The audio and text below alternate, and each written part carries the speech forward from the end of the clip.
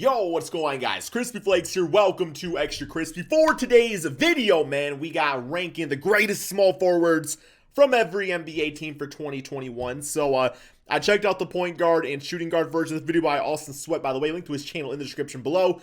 And, yeah, in both of them, damn, the Pistons were 30th. I swear, guys, small forward, that would be Saddiq Bey. Saddiq Bey is not the worst small forward, so I know we cannot be 30th, man. We got probably about top 15 for Saddiq, right? Because he did win like Rookie of the Month one time. So here we go. Let's get this, man. At point guards, we've looked at shooting guards. Unless he got Jeremy listed there, but he plays that sometimes too.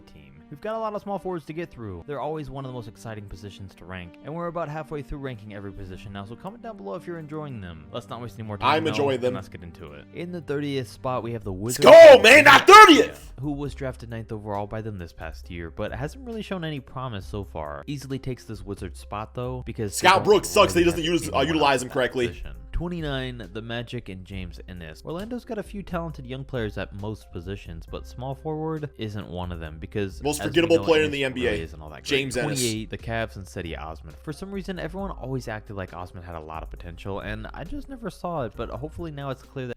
Okay, do you guys think that people were actually serious about Jetty?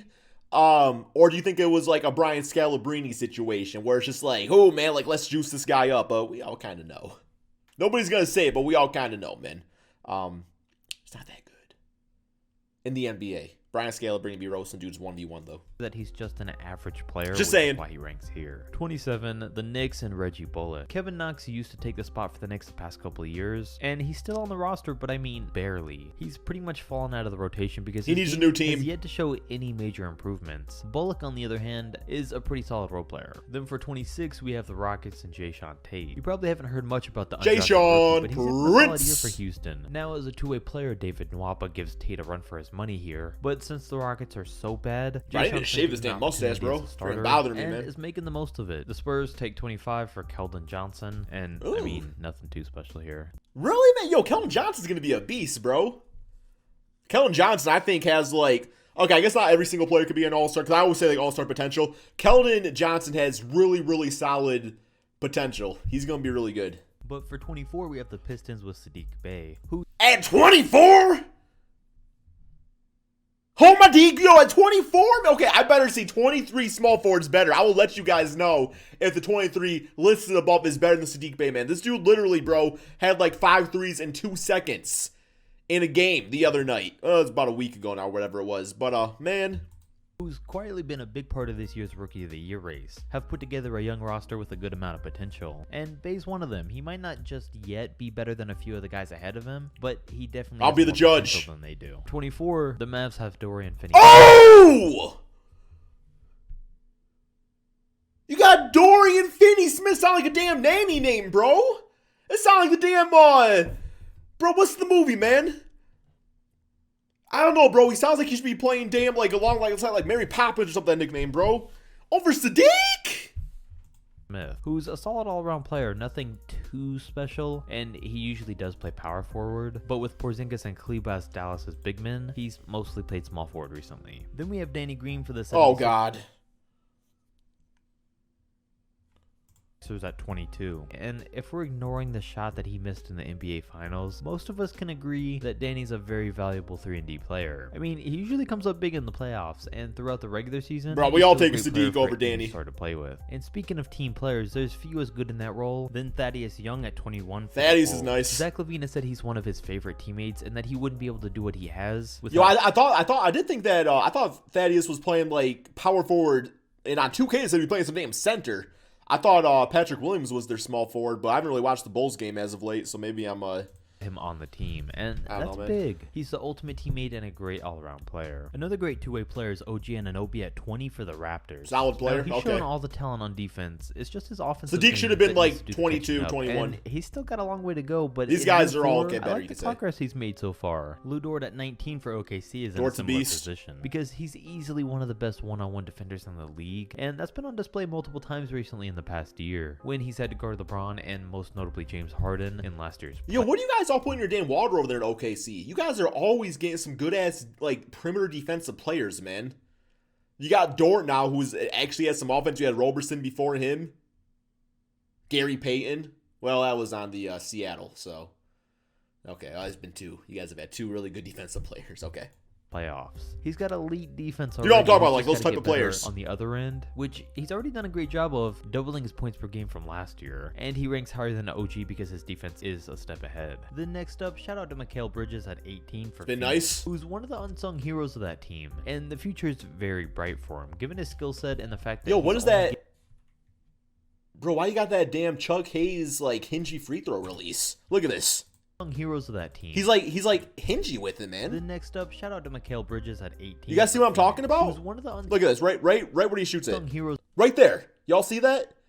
It's like a damn, like, squeaky door hinge. That team. And the future is very bright for him. Given his skill set and I like his game, though. Only getting better, shows that he's going to have a long career in the league, and a team's always going to want a player like him. And even though tough-ass 2K shot, I can already tell. He ranks higher because his offensive game is a lot more well-rounded at this point. 17, the Hawks and DeAndre Hunter. Now, Hunter's barely played this season due to injuries, but what we did he was nice before. So far in year 2 was enough to rank him this high. That's his fair. His offensive there, his defense is there, and if the Hawks were ever going to take things to the next level, he's gonna have to be a big piece in that. 16, the Wolves and Malik Beasley. Beasley usually plays shooting guard, but we gave that spot to Anthony Edwards in last video, so he takes small forward here. And he's been a great scorer for Minnesota, but you still gotta think most of that comes from just being on a terrible team. So we don't truly know what he's capable of just yet. 15, the six-man contender, probably. Who is without a doubt one of the better second-round picks in the league today, and is still underrated. Now, Grizzlies fans either love him or hate him. His shot selection and his foul trouble may drive some fans crazy, but there's also no denying that when he gets on a hot streak combined with his it seemed a little too high up in my opinion. It's impossible to not like this guy, so he deserves to be ranked here and also still has a very bright future. 14, the Kings and Buddy Hield, who drops down a few spots from where he may have ranked in the past because you playing small forward again season, and for a guy that had some hype early on, his game's been pretty stagnant recently. But that's the opposite situation for Norman Powell, who takes 13 for the Storm and Norman, because he's broken out these past couple of seasons. Osborne. He was playing great for the Raptors and now he's still adjusting, but it's going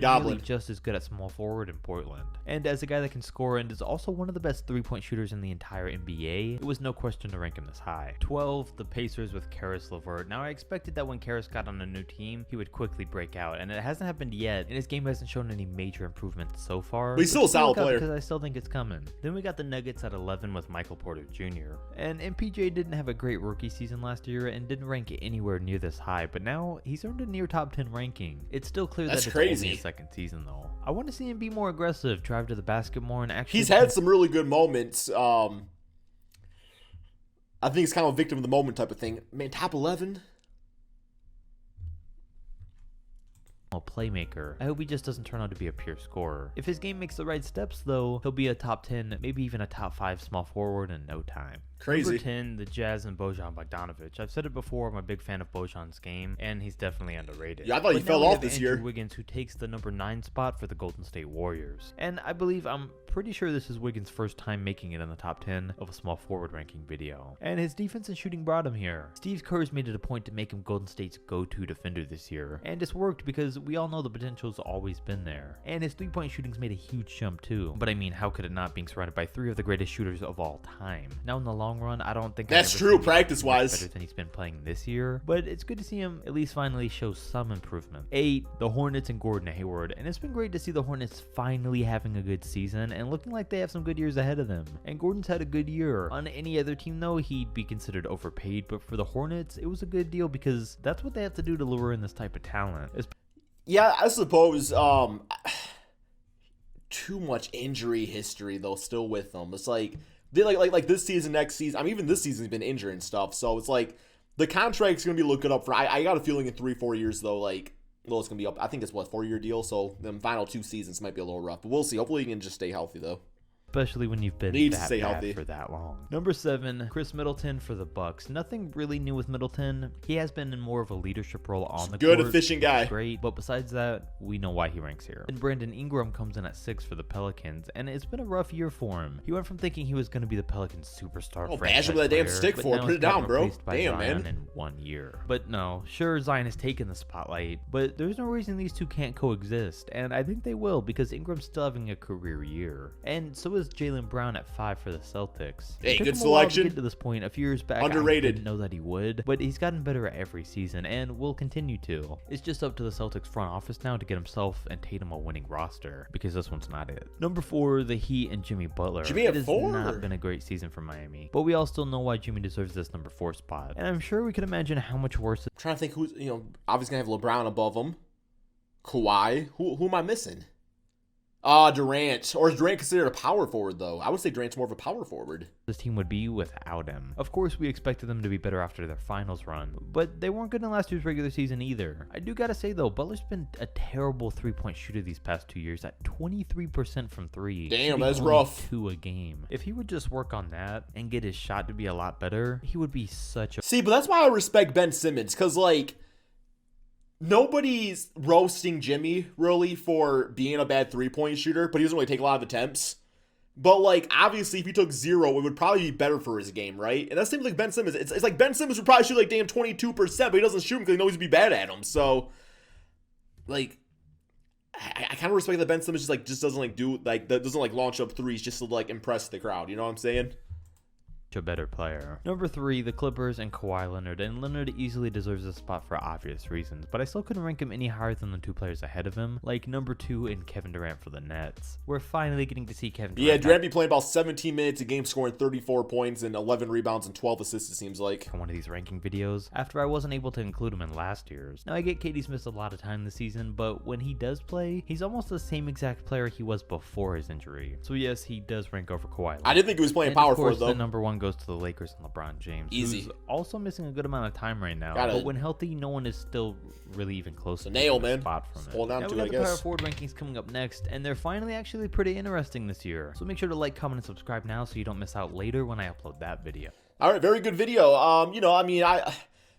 I say this every single time. I don't really get mad about other people's rankings because like we all view basketball differently. But yeah, I'm having Sadiq over damn Danny Green. That's all I know. That's all I know, man. What you all think? Let me know in the comment section below. Thank you all so much for watching. Check out Austin's channel. Link in the description below. And peace out, my friends.